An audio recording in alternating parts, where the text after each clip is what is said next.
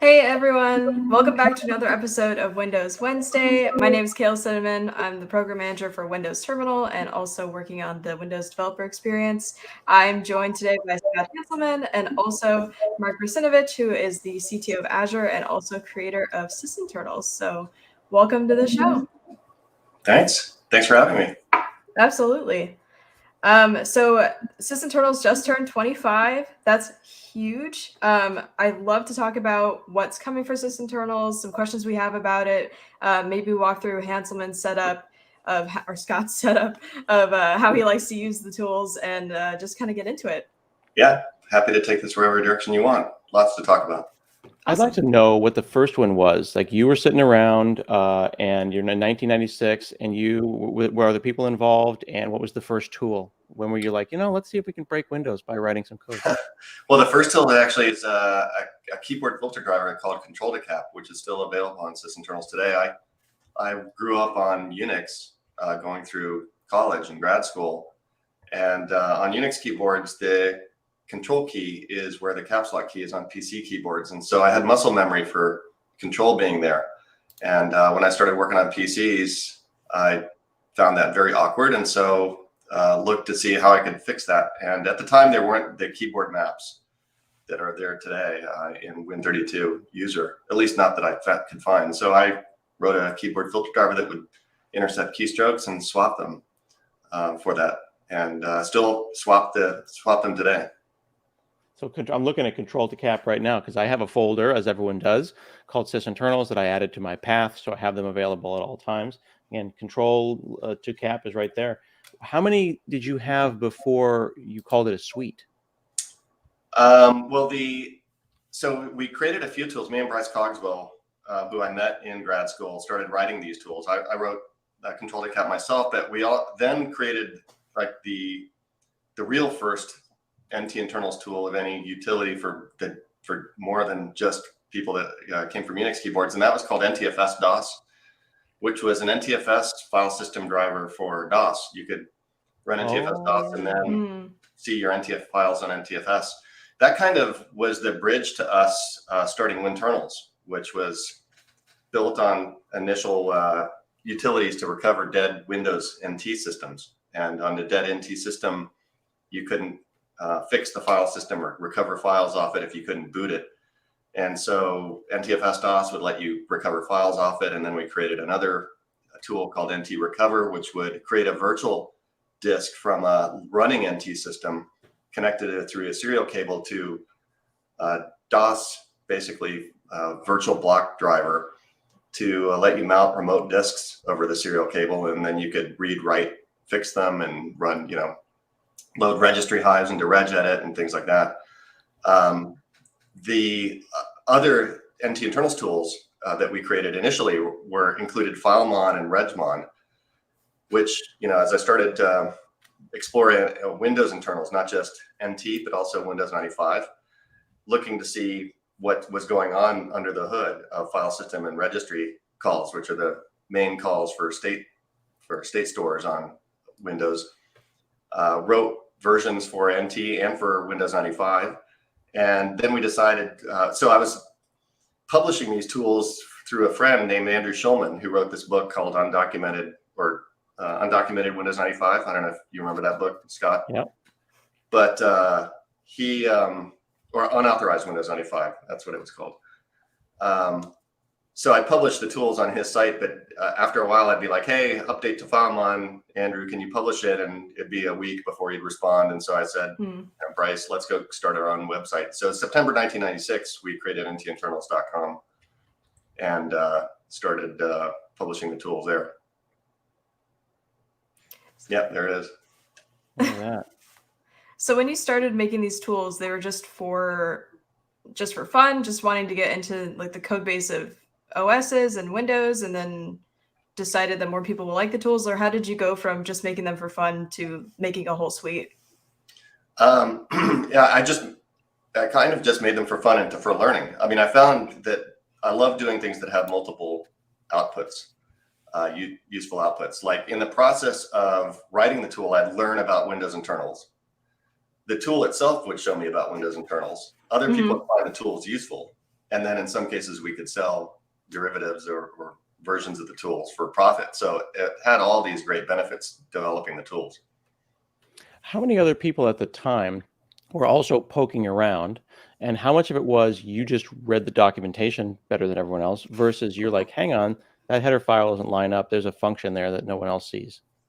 I think there were quite a few people poking around, but I don't know if any were kind of looking at it in with the same lens that I was, because when what I would do is I wrote my own disassembler that would take symbol files and map the public symbols into the disassembly so I could look at functions and reverse engineer them. I would also look at the header files to look at structures and references to structures. I'd look at the symbols to look to references to functions that might look interesting. And if they were interesting, reverse engineer them to understand how to call them. And was always looking towards what kind of internal information is there that I could surface in a tool that would be kind of cool to look at. Just more cool to look at than anything necessarily useful. So FileMon and Regmon were like cool stuff to look at. It turns out that they were really useful for troubleshooting as well. But it was all of that came out of that. And one of the examples was finding an NT query system information call, which is one of the entry points to getting a lot of internal information about the NT kernel, that would let you get a list of the open handles on the system. And so I was like, that is a cool call because I can see all the files that are opened, like LSOF on Unix systems. And so I figured reverse engineered it and wrote a tool called Handle, which is still there today, which lets you see what open files there are on the system. Which is one of the most like asked questions, that whole like, who's got that open? Yeah. Mm-hmm. I noticed that when we look at these, this happened several years ago, but I always remember like the name of the file, handle.exe, and then little buddies started hanging out next to them, a 64 version and then some 64A versions. I'm curious why you chose that architecture and how does that work there? Yeah, so I kind of was frustrated when I started creating the tools. The fact that like I had a Regmon for Windows 95 and a Regmon for Windows NT, and they initially were a regmon.exe and a regmon.vxd for Windows 95 or regmon.sys or regsys.sys for NT. So you'd have to copy these files, know which ones to copy, and then launch them, the user mode component and the kernel component for the right version. I decided, and the GUIs were pretty much the same. So I unified the GUIs for the tools. So they would just be one, but then I still had the driver problem. And I wanted these files just to be like, copy a single file. There was no concept of what an Apple operating system is called a fat binary, where you can have multiple binaries, multiple images inside the same package and just launch it and the right one would launch. So I created my own fat binary system by embedding files into the resources section of the Win32 main payload. And that way I could have a primary regmon.exe, for example, that had two drivers embedded into it, and it would run, say, oh, I'm on an NT system, let me extract the NT driver and then load it, or on Windows 95, load the Windows 95 driver. Now, over time, I ended up having all the tools in this fat binary mode, but what happened was back in, I think it was Windows Vista time frame, we had 64-bit only versions of Windows with no Win32 subsystem. And that meant a Win32 main executable couldn't run. And by that time I'd had like the Win32 process monitor say, oh, I'm on a 64-bit system. Let me extract the 64-bit procmon exe, which would then extract the 64-bit driver. Or if I'm on a 32-bit system, it would extract this 32-bit driver directly and launch it. The lack of Win32 meant that people couldn't run the tools at all. They would just say it's Win32 subsystem not present. So that's what led to the separating out and saying, if you were on a 64-bit only system, download the 64-bit version of the file. Now the drivers are still embedded there. So Procmon 64 has the Procmon 64 driver embedded into it, but it'll work on a 64-bit only system without no Win32 subsystem. And then I think you mentioned that you saw ones with an A suffix, like A64. Right. And that's for ARM 64 versions of Windows. that have no Win32, no x86 Win32 subsystem. So you can directly go on an ARM system and launch those. But now the tools, the Win32 tools have the ARM binaries embedded in them, the 32-bit and 64-bit binaries embedded in them as well. Yeah. How important do you think that should we have made fat binaries before? I mean, that was the thing. I just was baffled one. I was like, it's eventually going to happen. But it never did. Never did. Now I notice here that TCP view is in dark mode, but Process Explorer isn't. And if I want to be really pedantic, I can kind of zoom in and I can see, font rendering differences and stuff. I'm curious. It looks like you're in some kind of a visual refresh mode, because as new versions of Sysinternals are coming out, I'm seeing refreshed UIs. Yeah, we, dark modes have become all the rage over the last few years. And like, you're not a cool developer unless you're running in dark mode. So, I decided, hey, I need to have Sysinternals refreshed to give it the more modern look, as opposed to the old style icons, refresh them to modern icon styles that are Windows icon styles, and then also refresh them to dark mode. So we created a dark theme engine for Sysinternals and have been going through and skinning the tools. Autoruns is the most recent one that got skinned. And Process, you're seeing TCP view, Process Monitor skinned, and Process Explorer, it has tons of custom drawn controls inside of it. Like that tree view, that's a tree list right there. It's a custom control Bryce and I created back in the early or late 1990s.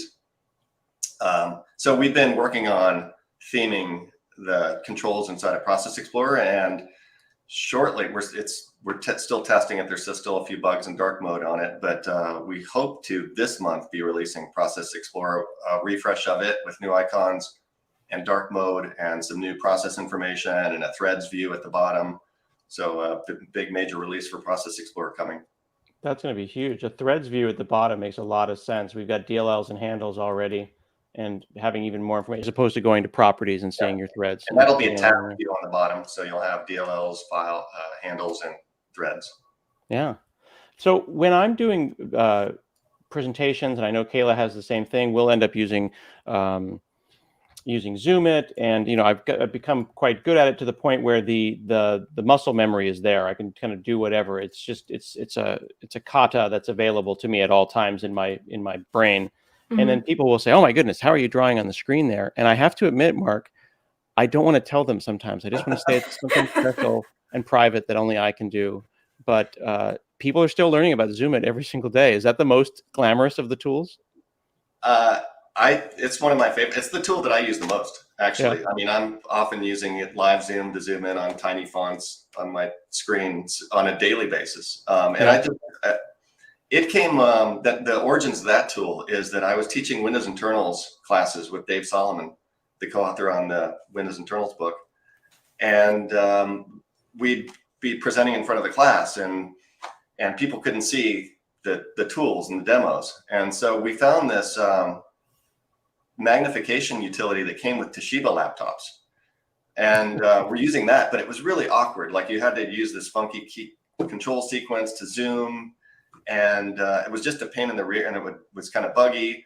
And so I'm like, after a while, I'm just going to write my own. So I wrote my own Zoom tool, and there's a break timer built into it, which is specifically we created for the class. In fact, Dave Solomon's got a funny story, because you can count down, and actually it'll go negative. And he didn't know that. And so he'd go out for a break, setting it for 10 minutes, and he'd come back and it'd be like -4. And he'd be embarrassed that he showed up late for the, to come back and continue the class after the break.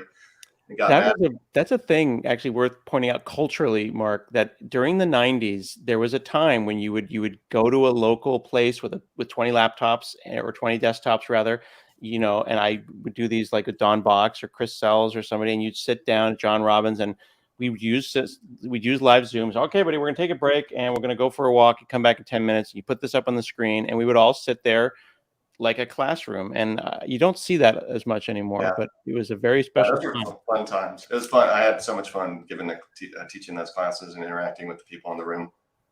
There's a ton of things that Zoom it does that people don't realize that's worth pointing out. Everyone goes, all right, Control-1, zoom, and you draw, or you arrow, or you square. But You can make the screen white. You can make the screen black. You can start typing on the screen. Nobody does that. No one does that enough, being able to type on the screen. How often are people discovering things about sysinternals you didn't really... I thought everyone knew that this was a thing. And, here we are in 2022 and everyone's like, what? You can type on the screen? Yeah, I mean, I don't have that much interaction with people using the tool, so I don't know what people are finding with the tools and not discovering. There's no instrumentation. This is another, question that I've gotten a lot is, or when people come and are looking at, hey, how can we make the tools more useful? Hey, do we know how many people are using the tools? Do we know what they're using when they use the tools? And I'm like, no. And that's actually been a goal, is no calling home for any of these tools.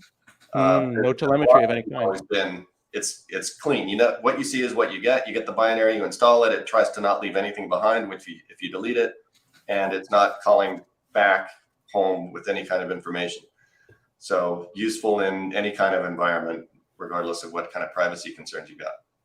Just upgraded this week to 5.0. Appreciate that. I did notice that there was a couple of, in the documentation here, which is inside of the tabs, there's a pretty clear warning that on Windows Vista, there's some screen flickering. So I'm glad that even with version 5.0, which came out yesterday, there's still that warning that if you're using this on Vista, be aware that there's some problems. Yeah. Time to delete that. Thanks for calling that out. No, I mean, I think it's kind of charming, actually.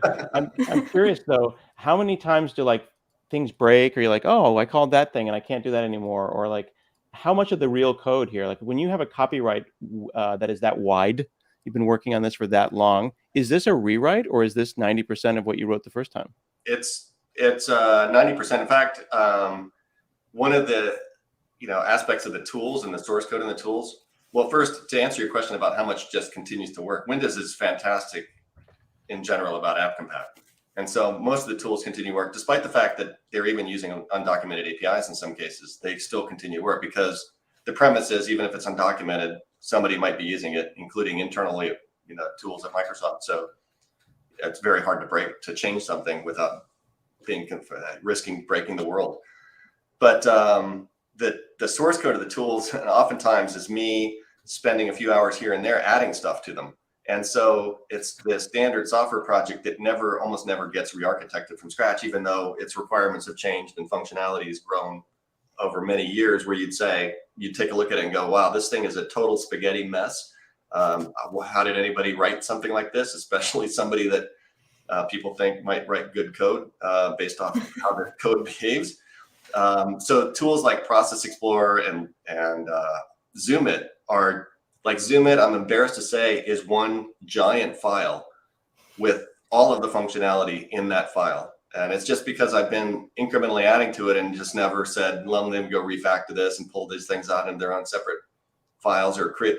It's not object oriented either, because there's only a few of the tools that are using C++ object orientation classes and objects. So it's vanilla C, just lots of spaghetti code. But since I wrote it, I can go back and figure out what's going on. I pity anybody that just tries to figure out how Zoom It works under the hood. So kind of bouncing off of that, have you thought about making these tools open source so people can go refactor Zoom It and make it multiple files for you? Yeah, I've thought about it. I mean, open sourcing comes with responsibilities, and it also comes at a cost. So first to say is, what's the cost benefit for open sourcing a tool? Mm-hmm. And it generally hasn't panned out to, okay, I'm going to take the effort to open source them, even though some of the tools could be open source. Some of the tools cannot be open source because they're using undocumented internal data structures. In fact, it's called Windows Sysinternals because they're officially part of Windows and so have access to these kinds of undocumented APIs. So that's really the primary reason. One is just laziness, and the other one is, in some cases, I can't. Yeah, that's understandable. I know for sure, maintaining an open source project is a lot more work than maybe some people realize. I mean, you're signing up and say, okay, if I want to create a community around this, I need to look at pull requests. I need to share the roadmap for it. I need to educate people about what the philosophy of this thing. And so, it comes with some overhead. Yeah, definitely. So, oh, go ahead, No, please, Scott. go ahead. You Me? first. Oh, okay.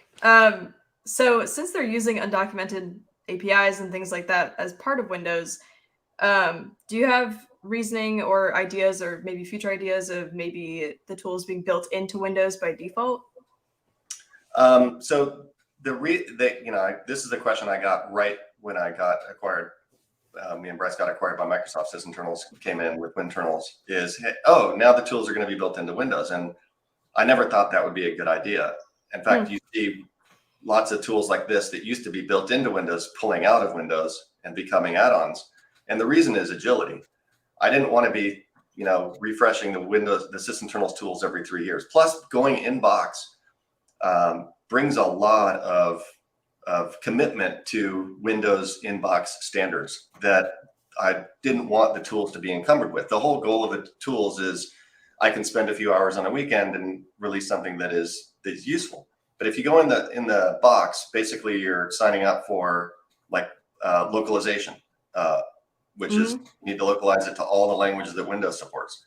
You need to sign up to the rigorous security standards of Windows and compliance standards of Windows and build standards of Windows. And so, and all of that stuff is fantastic. And that's why people consider Windows such a reliable, solid system for development and for enterprise use.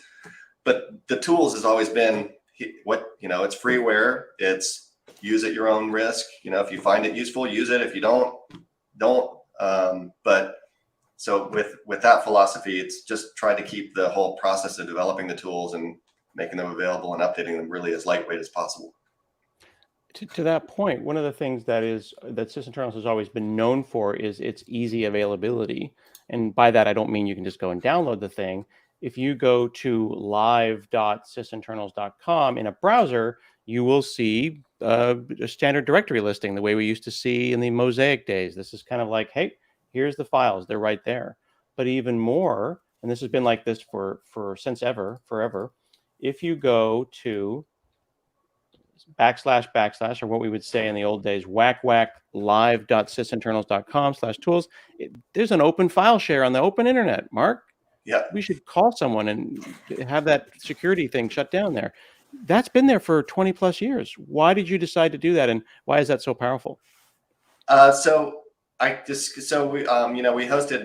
the Sysinternals site on IIS, the web server, and I found WebDAV, this feature in it called WebDAV, which is you could publish a file share through IIS, and said, oh, wouldn't it be cool if we just put the tools on the file share and then people could run them directly?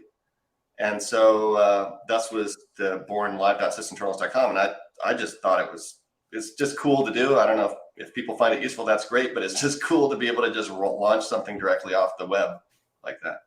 Yeah, it's super cool to do. Being able to do that on a machine that you're at a client's office and you just go and hit that URL or hit it in the browser or hit it in Explorer, and you can run it read-only directly off of that share. So Sysinternals tools are always available no matter where you are. Another thing that's worth pointing out that Kayla and I are very excited about, here's my prompt.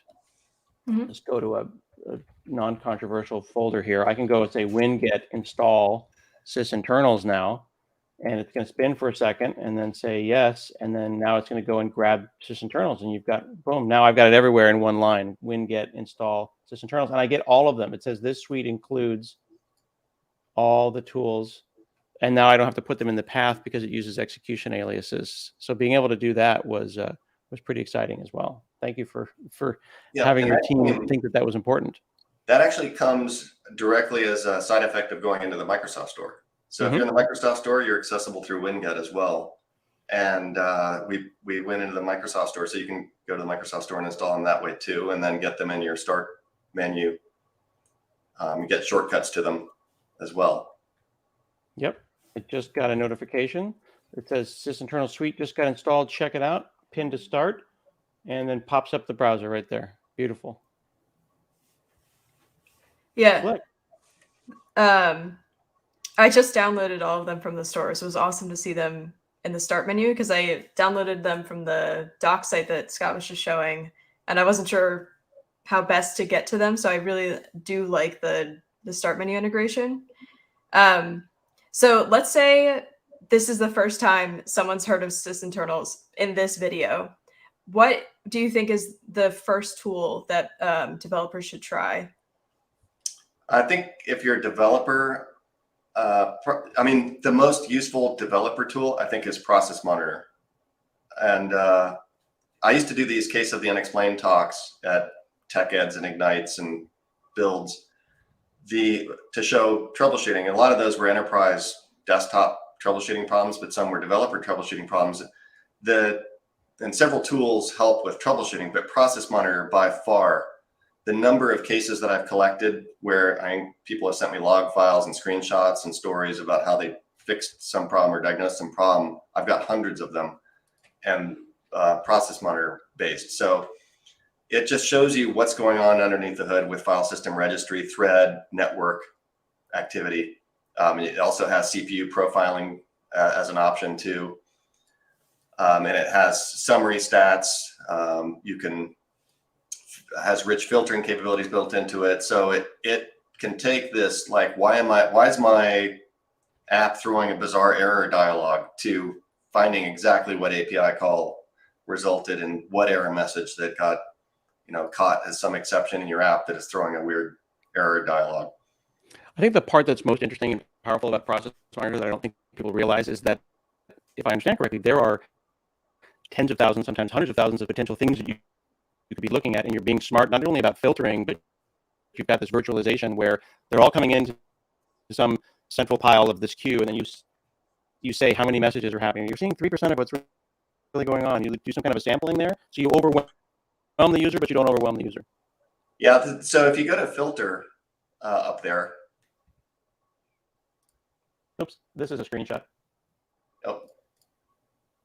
I just upgraded my Process Monitor, so I have to reboot to get the filter driver to install, but I will go ahead and see.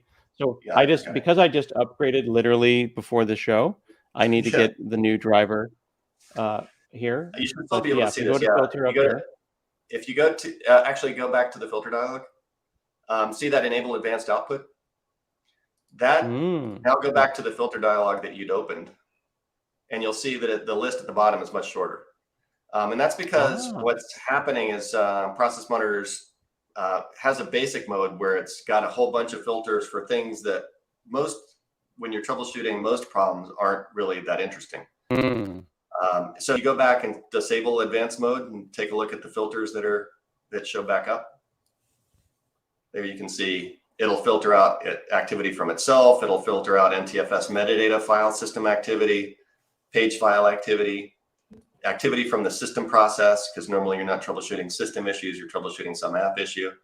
So those is a lot. That delta is what you're seeing, is anything that's been filtered out is going to show up as the non 100%. This is so important for people to know. You can see here that I was debugging a PowerShell thing, because it's like, I feel like a script is writing to a file, and we have to remind ourselves. Kayla and I have talked about this offline, the idea that your computer's not a black box. If you don't know what's going on, ask it. And things like Process Monitor let you ask it. I think someone's writing that file, or I think that process is doing something weird. Show me everything it's doing. Yeah. And you can. There's nothing hidden from you. So one of for understanding what process or app is doing to a system, one of the most useful filters, if you go up, is category is right. If you say category is right,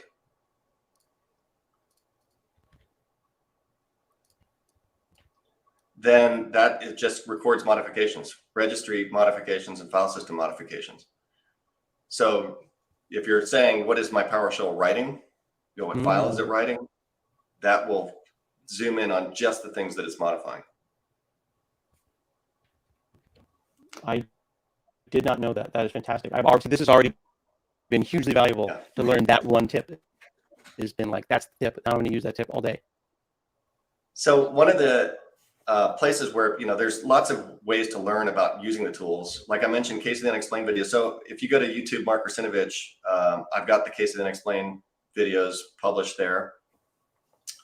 I'm far away from Scott, your your subscriber counts on my YouTube channel. But I'm hoping my appearance here will boost me up into the 100,000 range.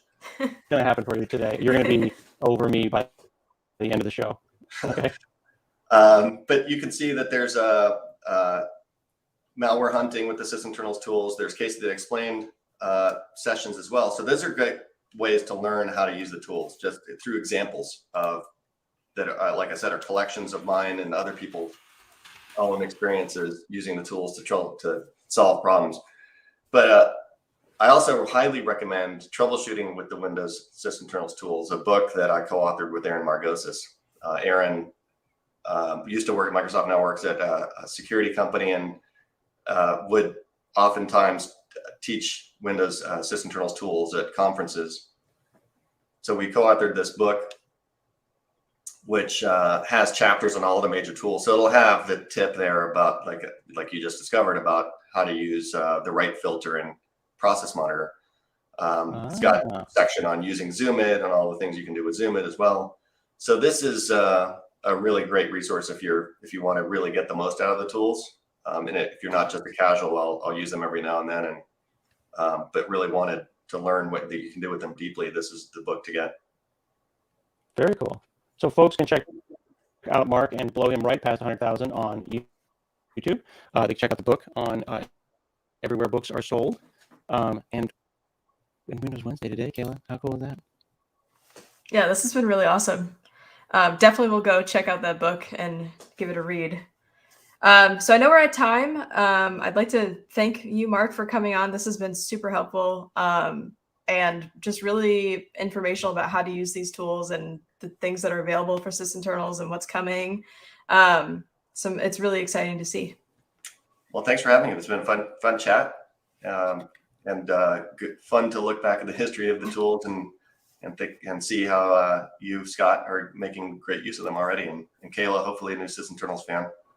Oh, absolutely. I've been trying to get Zoomit as part of my vernacular when doing demoing and just getting the controls as smooth as Scott. So that's just been a goal that I've been working on because it really is an awesome tool. All right. Well, thanks so much for coming on. We'll have to have you on again when there's new Sysinternal updates. So thanks for watching, everyone, and thanks for joining us.